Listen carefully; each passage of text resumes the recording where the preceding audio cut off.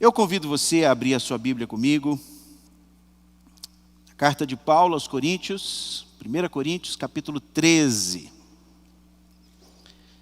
1 Coríntios, capítulo 13.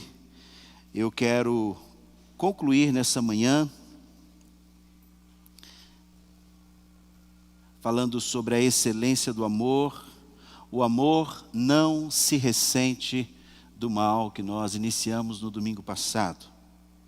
Mas antes de nós lermos os versículos de 4 a 8, parte A, vamos orar mais uma vez, pedindo a bênção do nosso Deus sobre esse nosso tempo de meditação em sua palavra.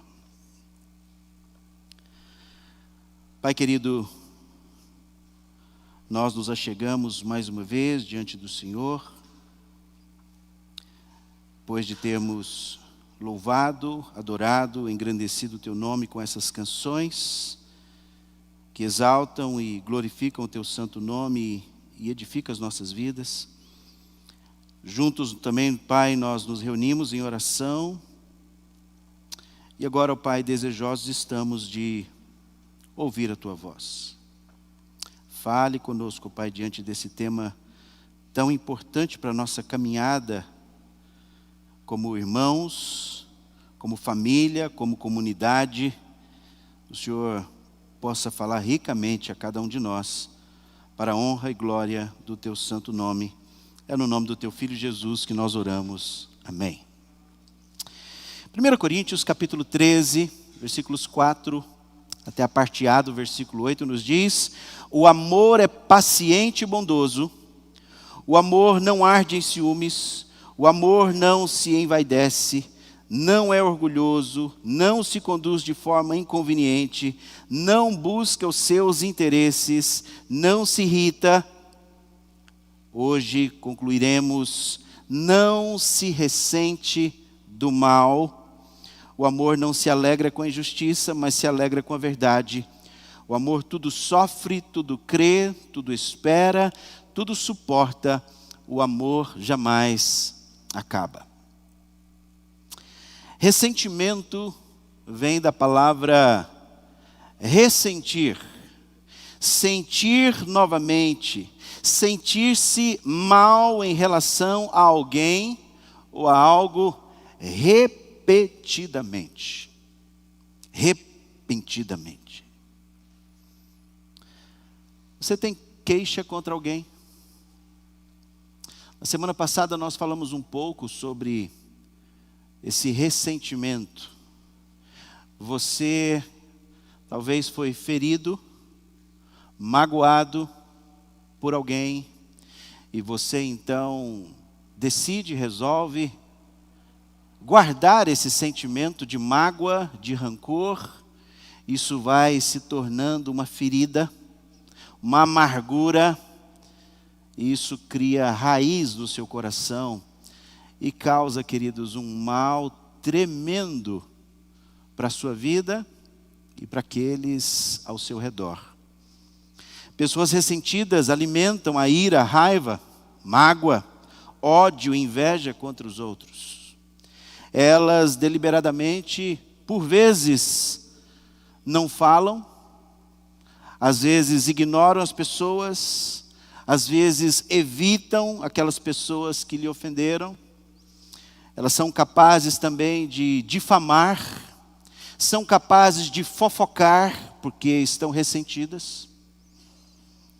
No fundo, os ressentidos são egoístas.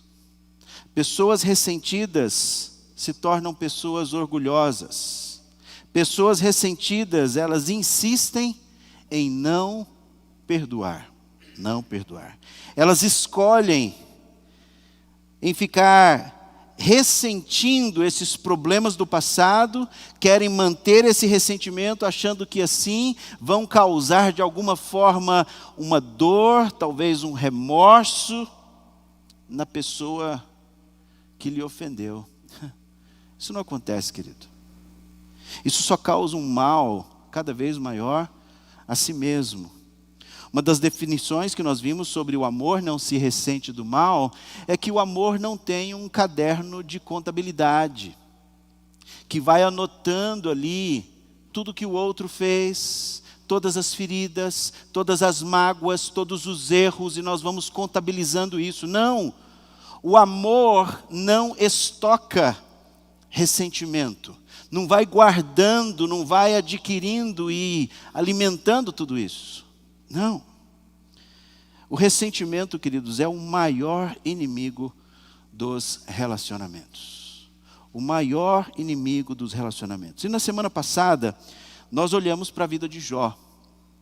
Jó, como você sabe, Jó não havia pecado, queridos. A palavra de Deus nos diz que Jó era um homem íntegro, reto, temente a Deus e que se desviava do mal. Jó era o homem mais rico da sua época, mais rico do Oriente. Mas num dado momento da vida de Jó, ele perdeu todos os seus bens. Não só perdeu todos os seus bens, mas ele também perdeu todos os seus filhos. Não só perdeu os bens, os filhos, mas perdeu também a sua saúde. Não bastasse isso, perdeu também o auxílio da sua esposa. Não só isso, mas o apoio dos seus amigos que lhe acusaram de pecado, fizeram acusações contra ele. Agora, vimos também as causas do ressentimento. O que causa o ressentimento numa pessoa, querido? Nós vimos em primeiro lugar aquilo que as pessoas falam de você. Muitas coisas que as pessoas dizem de você ou falam para você pode lhe ofender, pode lhe ferir o coração. Mas não só isso, aquilo que as pessoas pensam de você. E você, numa preocupação com relação à sua reputação, você fica magoado por as pessoas te interpretarem mal ou pensar mal de você. Mas não só isso, o que as pessoas fazem também a você. E vimos com muitos detalhes isso na semana passada. E nós damos continuidade a partir aqui do terceiro ponto. Qual é o problema do ressentimento? O problema do ressentimento. Pastor, por que a gente não pode ficar ressentido? Tem algum problema eu ficar ressentido, eu guardar esse sentimento de dor que alguém me causou? Quando as pessoas nos ferem, queridos, a forma comum, a reação comum e natural é ficar ressentido, mas não é a forma correta. Não é a forma correta. Uma coisa é você se machucar, se ferir. Outra coisa é você deixar esse ressentimento, essa ferida, esse rancor, essa dor crescer dentro do seu coração. E no livro de Jó, nós aprendemos que o ressentimento ele produz pelo menos 3 coisas. A primeira delas é que o ressentimento, queridos, ele é irracional. Manter ressentimento é uma coisa irracional, fora da lógica. Jó 5, versículo 2 nos diz: ficar desgostoso e amargurado é loucura. Olha só o que a palavra de Deus nos diz. Que você ficar desgostoso com uma pessoa, ou amargurado pelo que uma pessoa lhe disse ou lhe fez, é loucura. E falta de juízo que leva à morte. Eclesiastes 7:9 diz que é tolice alimentar o ódio. É uma coisa tola, é uma coisa imbecil, estúpida você ficar alimentando esse rancor, alimentando esse ódio, alimentando esse ressentimento. Não faz sentido, por quê? Porque você não pode mudar o passado. Você não pode colocar de volta no balde o leite derramado. Tem como? É irracional. Você precisa aprender a lidar com o passado. Você se ressente pelo acontecido, isso não vai mudar o seu passado, não tem como você impedir a pessoa de fazer aquilo que ela já fez, é ilógico. Você não vai conseguir corrigir os erros do passado simplesmente remoendo eles. Você não vai conseguir resolver o seu problema no presente se você ficar remoendo, ressentido com as feridas do passado. Nosso passado, queridos, pode de alguma maneira ou outra vir à tona. Você se lembrar de fatos, se lembrar de ocorridos, se lembrar de situações, se lembrar de pessoas. A questão é, eu preciso saber lidar com eles.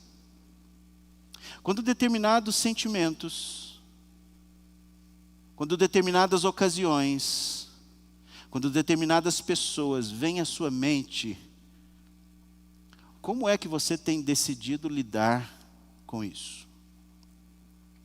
Salmo 106, versículo 33, diz que, na Bíblia Viva, versão parafraseada, muito zangado, agiu e falou sem pensar.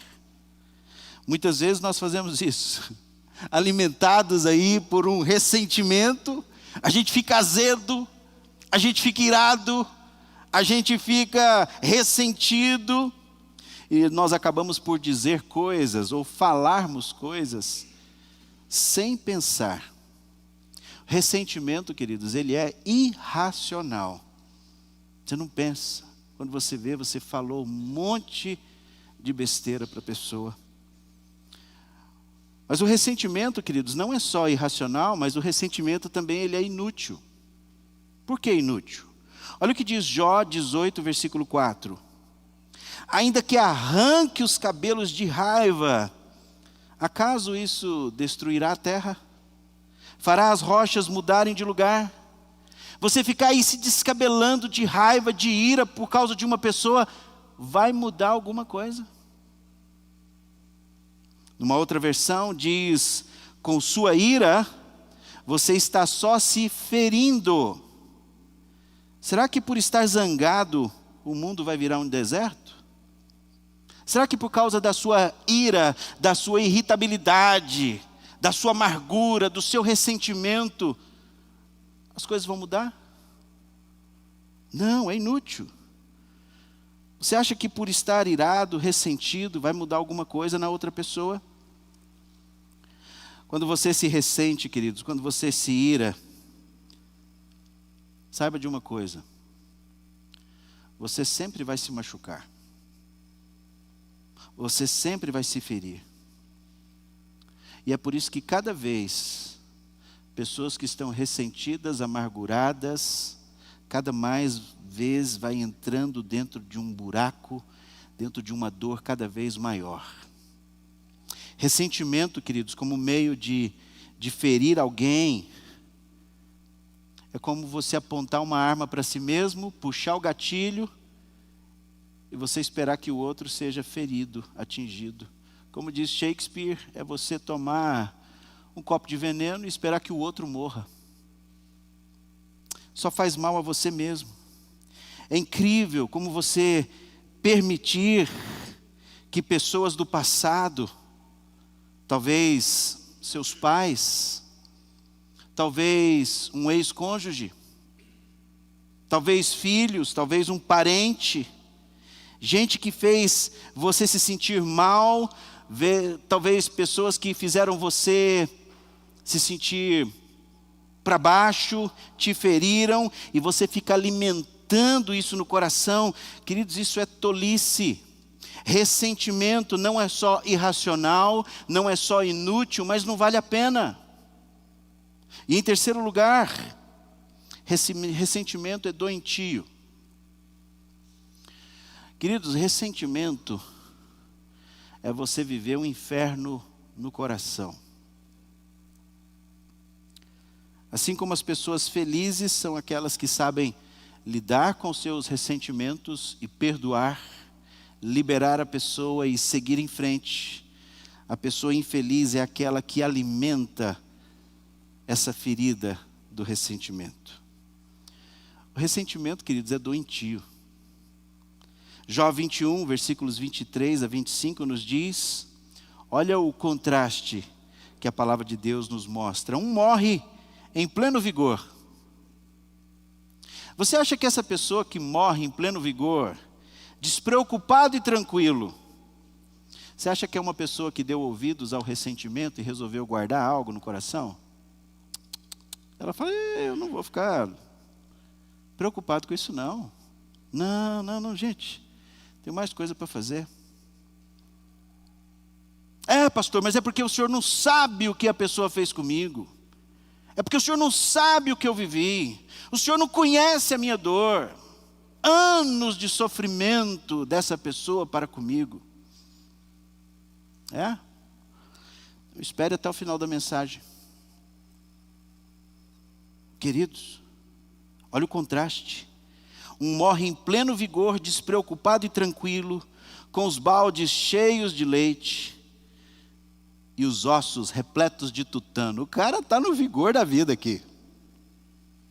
Mas por outro lado, outro, ao contrário, morre com o coração cheio de amargura, não havendo provado o bem. Porque o bem chega para ele, mas ele não consegue ver. Por quê? Porque ele está tão amargurado, ele está tão centrado na sua ferida, que ele não consegue ver o bem. Ele morre com o coração cheio de amargura. Você não pode, queridos, não tem como você viver feliz e ressentido ao mesmo tempo. Não bate. Se você permanecer, queridos, guardando mágoa do que alguém fez, você está apenas se ferindo. E você está guardando uma doença. É como se você está alimentando um câncer, um tumor dentro do seu coração. Aquilo vai só se alastrando. É uma raiz de amargura. Há uma relação muito forte, queridos, entre a questão da saúde física e a saúde espiritual. Há uma relação muito grande na nossa constituição emocional e a nossa constituição física. Olha o que a Bíblia nos diz em relação a isso.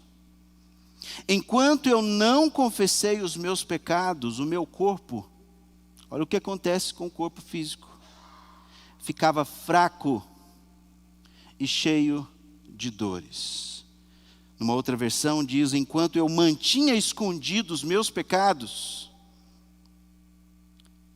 o meu corpo definhava de tanto gemer.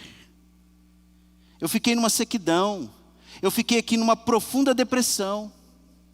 Porque o pecado, queridos, é pecado não andar com Deus como você deveria andar.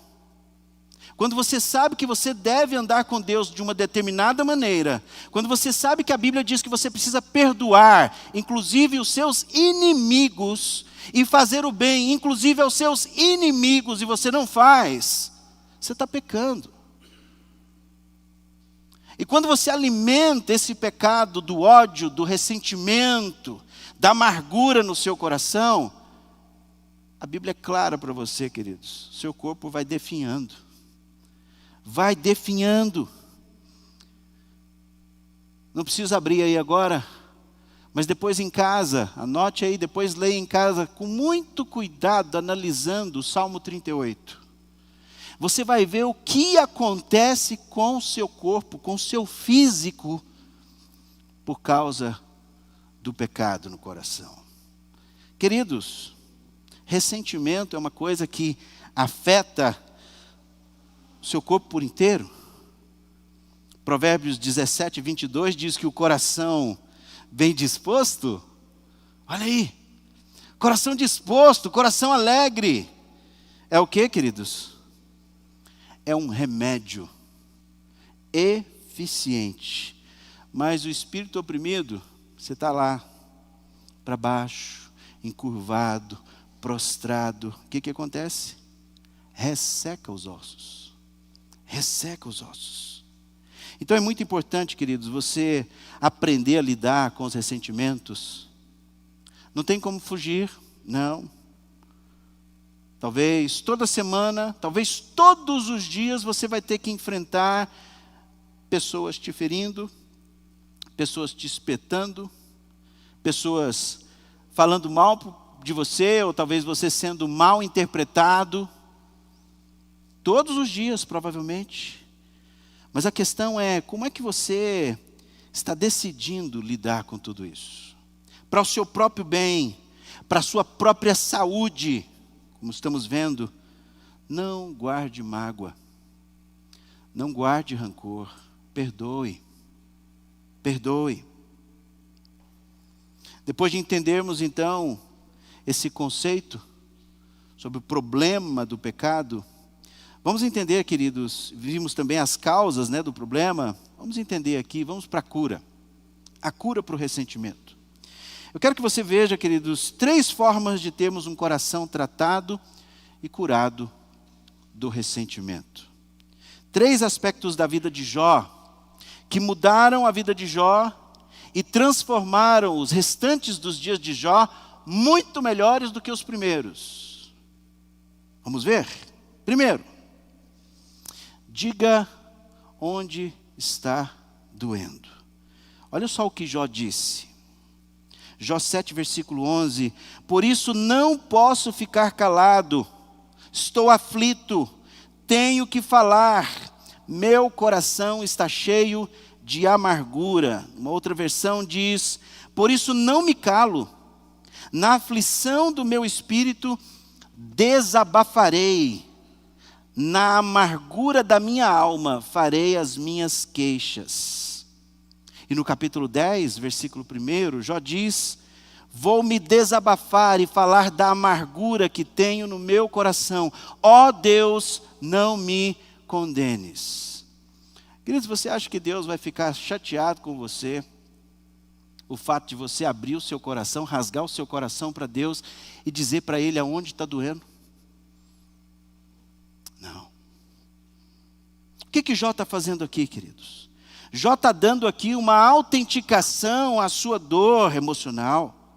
Ele está dizendo, Senhor, doeu quando eu perdi os meus filhos. Senhor, doeu quando eu perdi os meus bens. Senhor, doeu quando eu perdi a minha saúde e ainda está doendo. Senhor, doeu quando eu perdi o auxílio da minha esposa. Senhor, doeu quando eu fui abandonado pelos meus amigos. Senhor, doeu. Eu pergunto para você, você já falou para Deus onde está doendo? Você já abriu o seu coração? Nós precisamos lembrar, queridos, que naquela época não tinha UTI para cuidar de Jó. Não tinha um dermatologista. Não tinha um oncologista para poder cuidar desses tumores do corpo dele, nessas feridas. E ele está ali, sentado, pega um caco de telha e está ali raspando aquelas feridas, talvez estourando aquele pus, aquela coisa fétida. E ele está dizendo, Senhor, está doendo. Senhor, minha carne fede. Ele abre o coração diante de Deus. Mas é isso que a gente precisa fazer em primeiro lugar. A gente começar a revelar a nossa dor. Alguns de nós precisamos dizer onde é que está doendo. A revelação desse sentimento, queridos, é o início para a cura. Davizinho ontem. Davizinho, né, gente? Ô, Davizinho. Eu falo, meu filho, não corre. Meu filho, não corre. Mas é a mesma coisa de falar o quê? Meu filho, sai na carreira. Né? E aí, o que aconteceu ontem à tarde? Saiu correndo com os coleguinhas, tropeçou e caiu. Só que aí ele levanta e ele tem que se fazer de forte, de homem. E aí, está tudo bem. Está tudo bem. E o que aconteceu, meu filho? Não, nada não. Aconteceu alguma coisa, Davi? Não, nada não. Aí ele foi, tomou banho e tal. Nós tínhamos um compromisso à noite. Calcei o tênis nele, eu estou vendo ele. Quando ele chega em casa à noite, queridos, que ele tira o sapato, ele mesmo assustou. O dedão do pé dele está desse tamanho, roxo. quero mostrar com isso, queridos? Ele precisa falar onde é que está doendo. Ele precisa falar o que está machucado, para a gente poder cuidar, para poder tratar. Na mesma hora a Ivete mandou uma mensagem para o doutor Itabira, falou assim: doutor, o senhor acha que quebrou, precisa levar para tirar um raio-x aqui e tal? Não, talvez é só a luxação mesmo aí. E aí mexia e tal, está tudo beleza, hoje já acordou desinchado, colocou tênis, veio para a igreja. Eu falei: meu filho, uma coisa foi você desobedecer o papai e pecar. Outra coisa é, por causa do seu orgulho, você ficar aguentando essa dor aí e não falar: papai, eu machuquei, está doendo. Para a gente poder tratar, meu filho. E assim somos nós, queridos. Às vezes está doendo, está machucado, mas por causa do nosso orgulho, a gente se tranca, a gente não fala, e a gente vai guardando isso, vai alimentando isso. Alguns de nós não conseguimos compartilhar as nossas dores, nem com Deus, quanto mais com pessoas. Estão zangadas, talvez com Deus. Você está zangado com Deus por alguma coisa? Que você não aceitou o propósito e o plano de Deus nas circunstâncias da sua vida? Você precisa falar isso para Ele. Você precisa abrir o seu coração. Deus, ainda está muito machucado aqui no meu coração. E você precisa revelar o seu sentimento. Admita isso diante de Deus. Diga a Deus. O problema nosso, queridos, é que muitas vezes nós temos dores e fingimos que não tem. E aí, irmão? Tudo bem? Tudo bem, pastor? Tudo jóia? Só o seu travesseiro sabe o quanto você chora, o quanto você geme de noite. A gente está sorrindo, cantando, está tudo bem, e a vida está daquele jeito. Onde é que está doendo hoje? Você já falou para Deus? Onde é que está doendo? Às vezes nós estamos, queridos, falando para todo mundo, já é o contrário. Nós estamos igual uma metralhadora. Estamos ressentindo com uma pessoa. Ao invés de seguirmos Mateus 18 e irmos lá tratar com essa pessoa, não. Nós começamos igual metralhadora, falando mal dessa pessoa para todo mundo. É porque o fulano fez isso comigo, o ciclano... Você acredita uma coisa dessa? Queridos, mas você já falou para Deus? Você já chorou diante de Deus? Porque foi isso que Jó fez. Vou me desabafar e falar da amargura que tenho no coração. Ó Deus, não me condenes. E outra, você já abriu o coração com alguém? Você tem algum amigo, talvez mais experiente espiritualmente, maduro espiritualmente, que possa caminhar com você, e você talvez pedir ajuda e diz: me ajuda, me acompanhe, me apoie, me instrua, me aconselhe, porque está doendo e eu não sei como lidar com isso. Todos precisam, queridos, no mínimo, de uma pessoa, de um amigo verdadeiro aí para abrir o coração. É por isso que nós acreditamos nos nossos pequenos grupos. Pequenos grupos, por exemplo, por afinidade. Nós temos vivido nesse semestre experiências maravilhosas no nosso PG. Porque o PG, queridos, é um lugar onde a gente chora, onde a gente abre o coração, é um lugar onde a gente se alegra, é um lugar onde a gente se ajuda. Isso é igreja. É maravilhoso. Você vê pessoas sendo tratadas, pessoas sendo curadas. Como diz Tiago, orai uns pelos outros, confessai os vossos pecados e orai uns pelos outros para que sareis. Mas talvez você está guardando isso dentro do seu coração. Isso é muito importante, queridos. É claro que não é com todo mundo. É claro que não é de um dia para o outro que você vai achar esse amigo. Mas preste atenção. Não é porque alguém te machucou no passado que você não vai encontrar amigos no presente. Como eu ouvi uma vez, não é porque uma roseira, uma rosa te espinhou que você vai desprezar todo um jardim. Tem pessoas que não entram em nenhum tipo de relacionamento, não tentam um novo casamento. Por quê?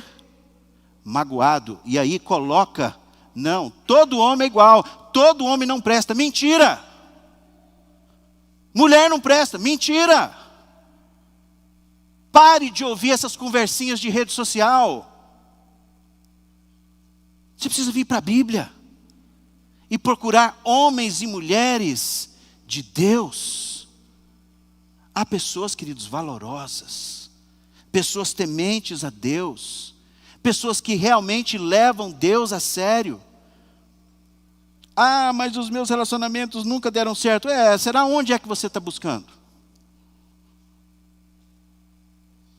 Queridos,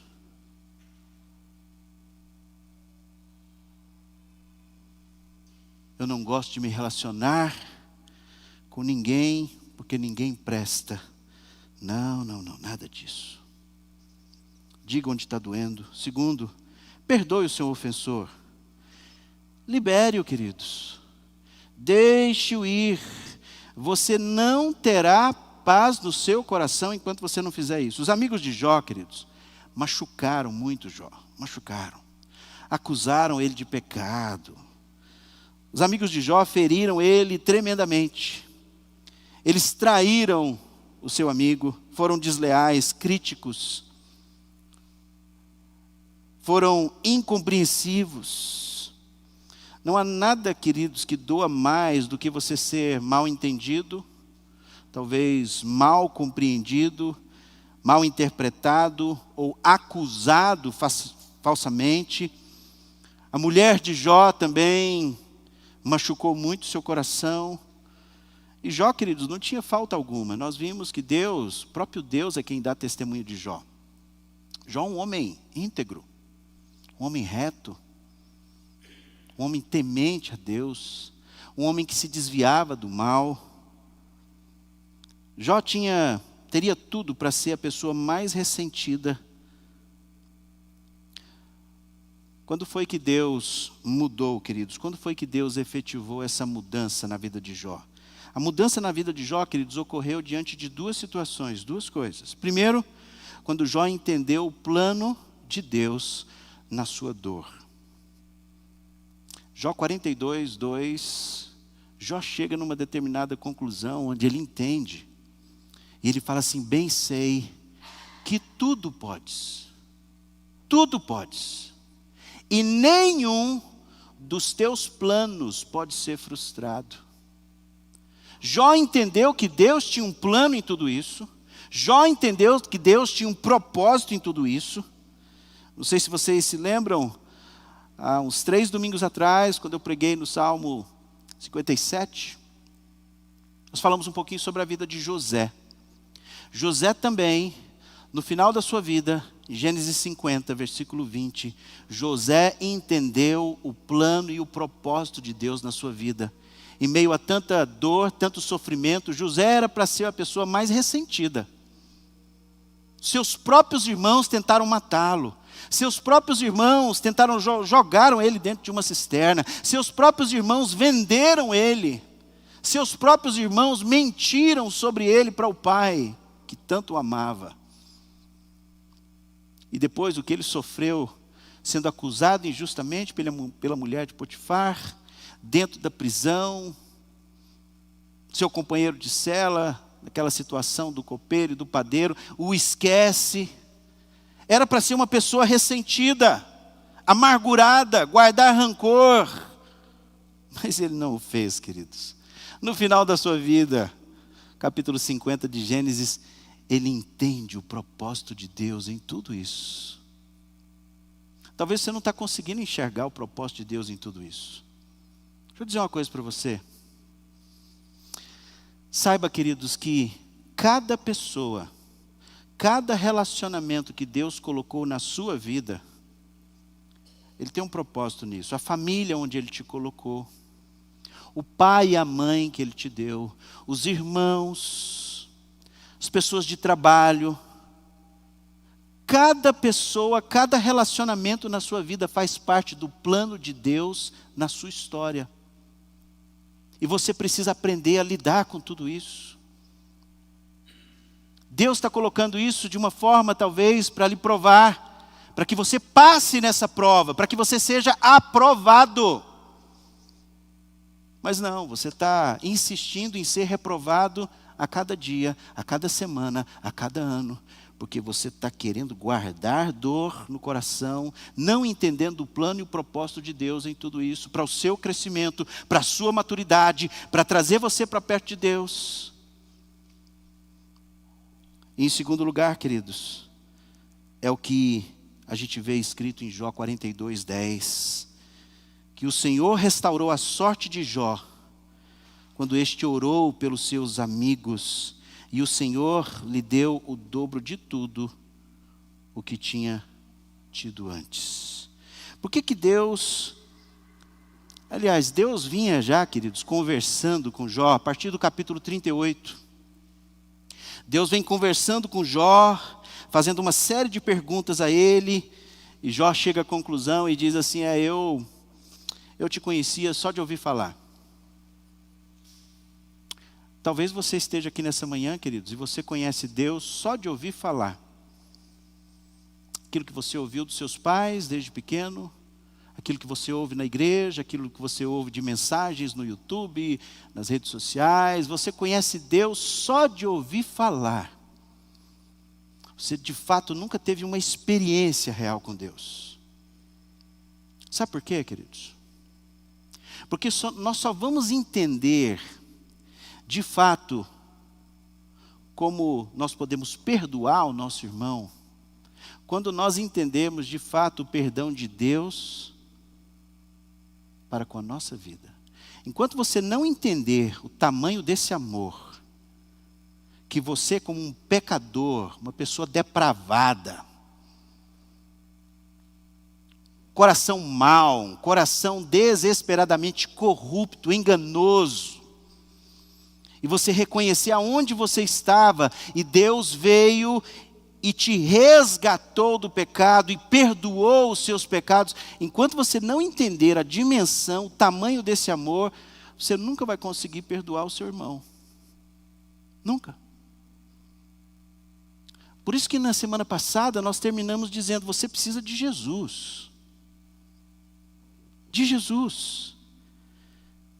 Porque Deus restaurou a sorte de Jó, queridos, quando este orava pelos seus amigos.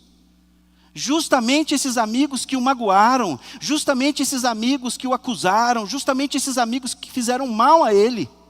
Eu pergunto para você, você tem orado pelas aquelas pessoas que te magoaram, que te feriram? Em outras palavras, você ora por essas pessoas? Você lembra dessas pessoas todos os dias em oração e ora pela vida delas? Você pede a bênção de Deus sobre a vida delas?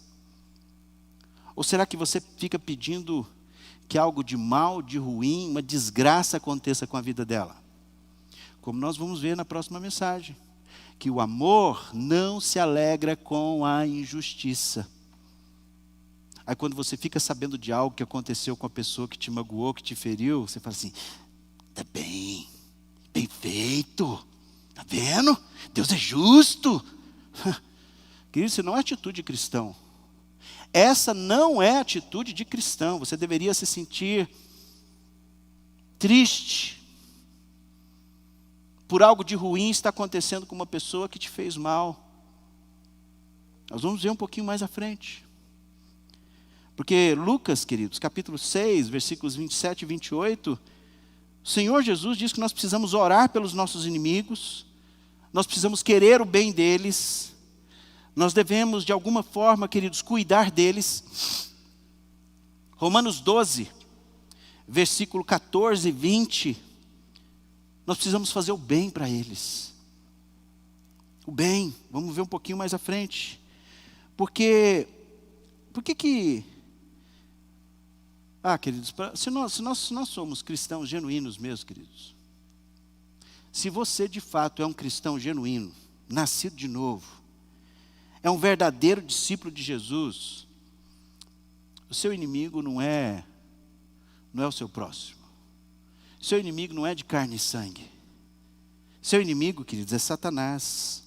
Como você conhece muito bem em Efésios capítulo 6, a nossa luta não é contra carne e sangue, mas contra os principados e potestades, contra os dominadores deste mundo tenebroso, contra as forças espirituais do mal nas regiões celestes.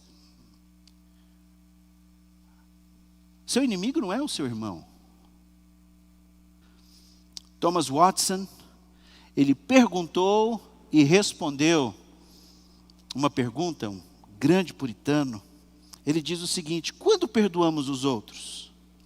Quando lutamos contra todos os pensamentos de vingança. Você luta contra os pensamentos de vingança? Ou você coloca os planos de vingança para acontecer? Queridos, nós não sabemos vingar. Nós não sabemos nos vingar.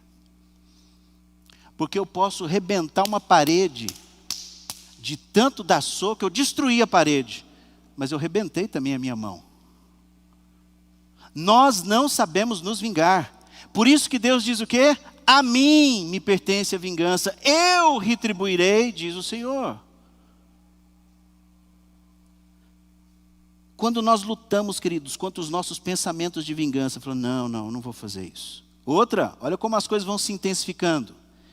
Se estiver em nosso poder fazer o mal aos inimigos, querido, seu inimigo está aqui na palma da sua mão, você fala, agora eu posso acabar com ele. Você não faz. Você fala, não. Libera ele. O que mais? Não faremos. Queremos o bem deles e nos entristecemos com as suas calamidades. Você fica triste quando ele passa por sofrimento. Você se entristece com ele quando ele está passando por calamidade. Oramos por eles, buscamos a reconciliação por eles, com eles. Nos mostramos prontos em todas as ocasiões para auxiliá-los. Esse é o perdão do Evangelho. Romanos 12, versículos 17 a 21 diz: não torneis a ninguém mal por mal. Esforçai-vos por fazer o bem perante todos os homens. Se possível, quando depender de vós, tende paz com todos os homens. Não vos vingueis a vós mesmos, amados, mas dai lugar à ira, porque está escrito: a mim me pertence a vingança, eu é que retribuirei, diz o Senhor. Pelo contrário, se o teu inimigo tiver fome, dá-lhe de comer. Se tiver sede, dá-lhe de beber. Está vendo? Fazendo boas coisas para os inimigos, porque fazendo isso amontoarás brasas vivas sobre a cabeça. Olha que coisa interessante. Não te deixes vencer do mal. Aqui, queridos, é um termo militar.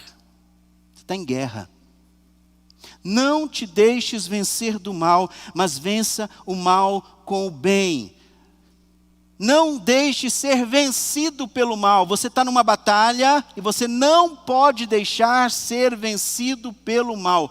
Como é que você tem vencido as suas batalhas? Eu coloquei no seu esboço, vou só ler, mas você tem aí, tem nos slides também. Quantas batalhas você já perdeu? Dá uma olhadinha na sua vida, sobre ressentimento, sobre mágoa, sobre vingança. Quantas batalhas você já perdeu? Aqui estão alguns sinais comuns, que talvez você tenha perdido batalhas e sido vencido pelo mal. Vamos ver aqui se você já foi vencido pelo mal, queridos. Pensamentos de ressentimento para com o ofensor. Você está perdendo a batalha. Você está com pensamento de ressentimento. Dizer a si mesmo coisas, ele ou ela nunca vai mudar. Tem algum marido, tem alguma esposa que diz isso aqui: ah, meu marido nunca muda, minha esposa nunca muda. Você está sendo vencido pelo mal. Ou, eu não consigo suportar mais essa pessoa. Limitar desnecessariamente a esfera de sua comunicação por causa de tentativas mal sucedidas, de conflitos com ele ou ela no passado. Não adianta falar, deixa para lá. Permitir que a sua ira te impeça de confrontá-lo biblicamente. permitir se tornar pecaminosamente irado, ansioso ou deprimido devido à maneira como ele ou ela te ofendeu. Permitir que os seus sentimentos feridos te impeçam de cumprir as responsabilidades bíblicas. Aí você nem ora mais, você não lê a Bíblia mais, você parou de ir até no pequeno grupo por causa daquele irmão ou daquela irmã. Você não está mais cumprindo as responsabilidades bíblicas, especialmente com as pessoas com as quais você está amargurado. O marido e a esposa não oram mais juntos. O marido e a esposa não fazem mais o culto doméstico em casa com os filhos. Por quê? Ressentimento, mágoa. Ou recorrer a ações pecaminosas, vingativas, tais como palavras duras. Você, marido, é do tipo que diz palavras duras e ríspidas à sua esposa? Esposa, você é do tipo que fica no ouvido do marido o tempo todo, como uma goteira. Fofoca, você sai falando. Queridos, eu preciso dizer, o amor, ele não sai falando. O marido não sai falando da esposa para ninguém. A esposa não sai falando do marido para ninguém. Isso não é amor. Você não está amando o seu marido se você está fazendo isso. Insultos, expressões não verbais de descontentamento, bate a porta do carro, grita, chuta uma coisa, fica murmurando, né? Intrigas, difamação, mau humor, ataques de raiva, ameaça, fuga, vai, se tranca no quarto, sai, só volta no fim do dia, e quando volta, às vezes só no outro dia. Você tem perdido a guerra, queridos. Você não está cumprindo Romanos 12. Se você tem algum desses sinais em sua vida, está aí no seu esboço. Quase certamente você perdeu uma batalha por permitir que o pecado de outra pessoa te vencesse. Você respondeu com o pecado ao pecado e violou Romanos 12. Parte A do versículo 1, não te deixes vencer ou ser vencido pelo mal. A cura pelo ressentimento, então, queridos, passa por você dizer onde está doendo, perdoar o seu ofensor e, em terceiro lugar, decida mudar de vida. Você não pode terminar, queridos, de ouvir um conteúdo como esse hoje pela manhã e continuar do mesmo jeito. Você não está aqui por acaso. 4 coisas. Primeiro, abra-se para Deus. Você precisa abrir o seu coração para Deus. Jó 11:13 diz, se dispuseres o coração. Então, quando você fixa, queridos, você fixa o seu coração, a sua mente, os seus pensamentos em algum ressentimento, isso vai controlar você. Isso vai começar a nortear a sua vida. Você vai começar a viver baseado pelos seus pensamentos, emoções, sentimentos. Mas quando você se abre para Deus, diz, Senhor, tira isso do meu coração. Não só abrir o coração para Deus, mas, em segundo lugar, vá em direção a Deus. Versículo 13 ainda continua, se dispuseres o coração e estenderes as mãos para Deus. Não é só dispor, queridos, mas vá para Deus. Você precisa de Deus na sua vida. Você precisa de Jesus trabalhar isso no seu coração, para que Ele possa preencher o seu coração de perdão. Por quê? Porque eu não penso, queridos, e não acho que você vai conseguir fabricar por você mesmo perdão suficiente para as pessoas que te magoaram no passado. E você também não vai conseguir fabricar perdão de hoje até o dia da sua morte. Por isso que nós precisamos de Deus. Só Ele. Só a graça de Deus na nossa vida. Só um coração transformado pode fazer isso. Porque perdão, queridos, perdão é divino. Ressentimento é humano. Mas perdão é divino. É divino. Terceiro, posicione-se em relação aos seus erros. Onde é que você está errando nesse processo? Dá uma olhadinha para a vida. Jó 11:14 diz, se lançares para longe a iniquidade da tua mão, e não permitires habitar na tua tenda a injustiça. Sabe por quê? Porque o ressentimento, queridos, faz de você uma pessoa igual ao seu ofensor, igual àquele que te machucou, igual àquele que te feriu. Lance para longe. Não permita habitar na sua vida e ficar ali alimentando o seu coração. Em quarto lugar, espere em Deus os resultados. Você se abriu para Deus, você estendeu as mãos a Deus, foi em direção a Deus, você reconheceu aonde você está errando nesse processo. Agora espere em Deus, versículo 15 em diante diz: então você levantará o seu rosto, sem mácula, estará seguro e não temerá, pois você esquecerá os seus sofrimentos, ou seja, esquecerá o seu passado, e só lembrará deles como de águas passadas. Você está vendo aqui Deus cuidando, Deus tratando, Deus curando. A sua vida será mais clara que o meio-dia, ainda que haja trevas, serão como amanhã. Você se sentirá seguro, porque haverá esperança, olhará ao redor e você dormirá tranquilo. E por que você vai dormir tranquilo, queridos?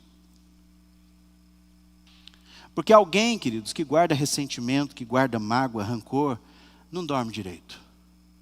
Não dorme direito. Você sabe muito bem do que eu estou falando. E você pode usar um monte de psicotrópico, Lexotan, fluoxetina, diazepam, todos os zepams da vida. Você pode até dormir. Mas você não vai dormir tranquilo. Você não vai dormir o sono do justo. Porque no outro dia, é mais um dia com o mesmo problema. E talvez você já está assim há muitos anos. Você precisa vir para Jesus. Você precisa perdoar. Você precisa abrir o seu coração. E o final, queridos, da história de Jó é lindo.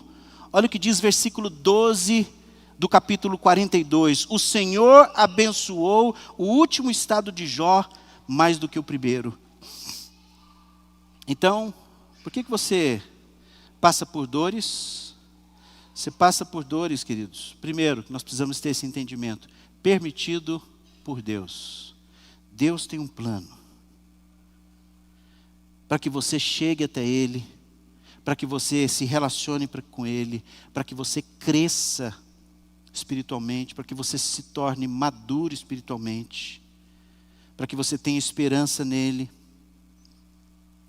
Alguns de vocês, hoje aqui pela manhã, talvez precisem perdoar os pais. Talvez você diz, não, está tudo bem, mas você sabe que tem algo guardado no seu coração contra o seu pai, talvez contra a sua mãe, talvez seu pai já até não esteja mais, talvez sua mãe já não esteja mais, mas talvez você guarda. Você precisa chegar para Deus e abrir o coração e dizer, Senhor, tira isso do meu coração, eu libero, eu não quero guardar essa mágoa. Talvez alguns de vocês precisem perdoar os ex-cônjuges, uma ex-esposa, um ex-marido, talvez um ex-namorado, uma ex-namorada que te fez mal, e você carrega isso no seu coração. Precisa perdoar, precisa liberar. Ah, pastor, mas eu não consigo perdoar, eu não consigo. Sempre que eu ouço isso, queridos, eu sempre digo, você não consegue ou você não quer? Porque há uma grande diferença nisso. Há uma grande diferença. O ressentimento, queridos, como nós vimos, não vale a pena. Ressentimento é irracional, ressentimento é inútil, ressentimento é doentio. E para o seu próprio bem, para a sua própria saúde, perdoe, libere a pessoa. Ah, pastor, mas é tão difícil. É por isso que você precisa de Jesus. Eu quero concluir, queridos, ouça o que a Bíblia fala sobre Jesus. João 8,36 diz, se pois o Filho vos libertar, verdadeiramente sereis livres. Você precisa pedir para Jesus libertar você da mágoa.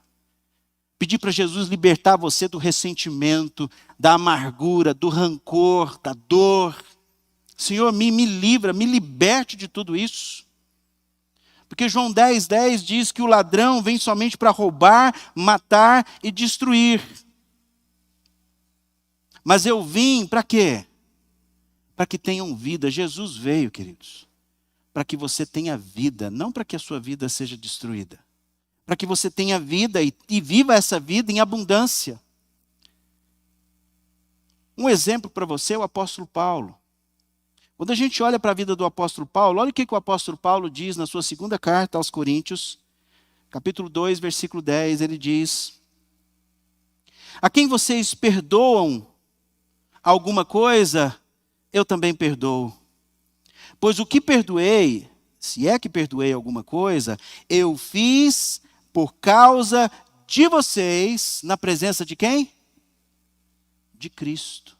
Você sabe quem foi o apóstolo Paulo, queridos? Antes da sua conversão? Paulo, queridos, pensa num homem mau. Atos 9, versículos 1 e 2. Olha um pouquinho de quem foi o apóstolo Paulo antes da sua conversão. Era uma pessoa ressentida. Era uma pessoa que odiava no coração. É uma pessoa que diz o texto aqui, respirava ainda ameaças de morte. Queria a morte, queridos, dos discípulos de Jesus. Contra os discípulos do Senhor, dirigindo-se ao sumo sacerdote, ele pediu cartas para as sinagogas de Damasco, a fim de que, caso achasse alguns que eram do caminho, tanto homens quanto mulheres, os levassem presos para Jerusalém. Paulo era uma pessoa tão rancorosa, tão ressentida, guardando ódio no coração, queridos. O cara era louco. Falou, não, eu quero cartas aqui porque eu quero prender aqui, se preciso for, matar esses cristãos. Mas sabe o que Jesus fez na vida desse homem, queridos, que tinha esse coração assim? Que buscava vingança, que respirava ameaças de morte. Paulo, ele dá testemunho em 1 Timóteo 1, versículos 12 a 15, ele diz: dou graças a Cristo Jesus, nosso Senhor, que me fortaleceu e me considerou fiel, designando-me para o ministério. A mim, que no passado, olha como é que ele era no passado, ele vai colocando, era blasfemo, perseguidor, insolente, mas alcancei misericórdia. Sabe o que Provérbios diz, queridos? Aquele que encobre a sua transgressão jamais prosperará. Mas aquele que a confessa e deixa, alcançará misericórdia.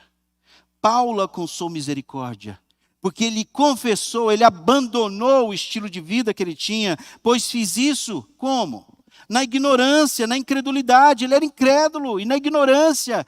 Ele era perseguidor, era blasfemo. E ele diz então, transbordou, porém, a graça de nosso Senhor com a fé e o amor que há em Cristo Jesus. Essa palavra é fiel e digna de toda aceitação. Olha o que o apóstolo Paulo diz. Que Cristo veio ao mundo para quê? Para salvar pecadores. Paulo reconhecia muito bem o quão pecador ele foi, ele era. Ele diz, dos quais eu sou o principal. E é Paulo, queridos, que escreve sobre perdão, sobre nós perdoarmos uns aos outros, porque Paulo entendeu quão grande amor do nosso Deus em perdoar os nossos pecados em Jesus Cristo, mesmo nós sendo pecadores. Então você precisa dele para a sua vida. Ele pode providenciar o poder na sua vida para você perdoar aqueles que lhe ofenderam. Ele pode curar a sua dor, que ninguém consegue. Então abra a sua vida para ele, faça como Jó, aproxime-se de Deus. Tiago 4,8 diz, cheguem-se perto de Deus e ele se achegará a vocês. O que é que nós precisamos fazer? Limpe as mãos, pecadores. E vocês que são indecisos, talvez na sua versão esteja de ânimo dobre. Uma hora pensa de uma forma, outra hora pensa de uma forma, vou, não vou, faço isso, não faço. Ele diz, não, purifique o seu coração. Talvez você diga, queridos, Pastor, mas eu não tenho poder para agir assim, para perdoar. Eu sei que eu preciso mudar minha atitude, eu sei que eu preciso perdoar, mas eu não tenho conseguido. Essa é a razão, queridos, porque você precisa desesperadamente ir a Jesus e pedir para Ele mudar o seu coração. Quero convidar você a baixar sua cabeça. Queridos, ninguém foi tão abusado como Jesus.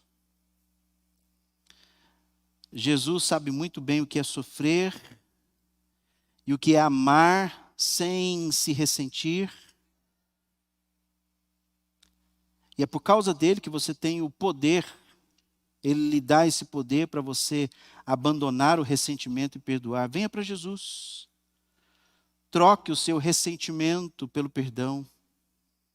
O texto que eu finalizei na semana passada, de Efésios 4, 31 e 32, diz: longe de vós toda amargura, longe da sua vida, longe do seu coração, toda amargura, toda cólera e ira, e gritaria e blasfêmia, bem assim como toda malícia.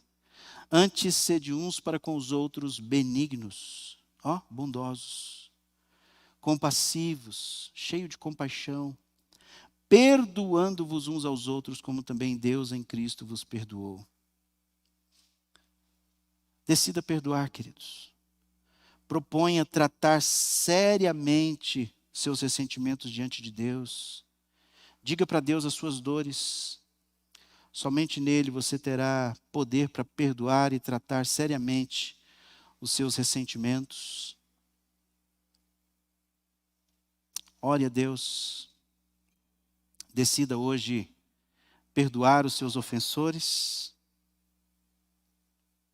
Como Jesus nos ensinou na oração que ele ensinou aos discípulos. Liberar todos os seus ofensores. Orar por eles, fazer o bem a eles. E se você está ouvindo hoje pela manhã e não tem Jesus ainda na sua vida,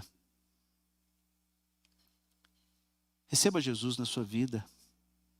Receba-o como Senhor e Salvador da sua vida. Só Ele pode trazer diferença no seu caminhar, no seu viver.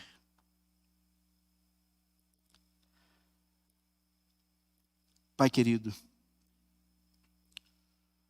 o Senhor não contabilizou as nossas faltas. O Senhor não estocou, ó Pai, nenhum ressentimento contra nós. Mas o Senhor, todos aqueles que se arrependeram dos seus pecados e foram ao Senhor, o Senhor nos perdoou de todo o pecado e nos purificou de toda injustiça. A tua palavra diz que foram lançados nas profundezas do mar. A tua palavra nos diz que deles tu não lembrarás mais. O Senhor é um Deus perdoador. O Senhor é um Deus que nos libertou, nos liberou. Pai, somos eternamente gratos a Ti pela Tua graça e Tua misericórdia que nos alcançou.